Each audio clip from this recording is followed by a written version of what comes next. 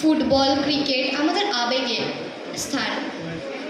খেলার ময়দান শুধুমাত্র বিনোদনের জায়গা নয়, এটি বাঙালির আবেগ। ইস্টবেঙ্গল মোহনবাগানের লড়াই আমাদের মনে উদ্দীপনা জাগায়।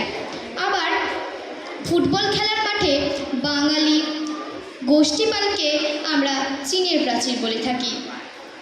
আবার পাড়ার ক্রিকেটও আমাদের শৈশবকে রঙিন করে তোলে।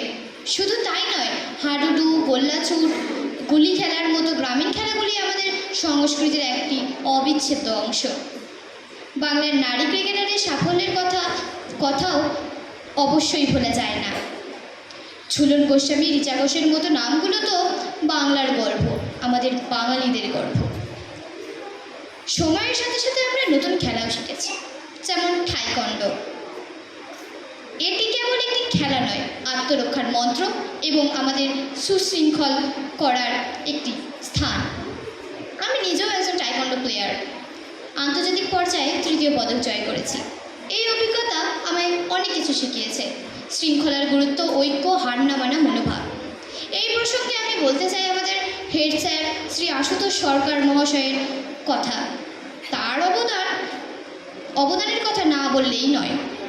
তিনি আমাদের সবসময় উৎসাহ দিয়েছেন, খেলাধুলোকে পড়ার সমতুল্য গুরুত্ব দিয়েছেন। আমরা যখন যে কোনো খেলাতেই পদক জয় করি, তখন আমাদের হেড স্যারের অবদান আমাদের মনে জ্বলজ্বল করে ওঠে। আসুন এই নববর্ষে আমরা খেলাধুলোর মাধ্যমে সুস্থ জীবন ও নতুন ভবিষ্যতের প্রতিশ্রুতি নিই। ধন্যবাদ।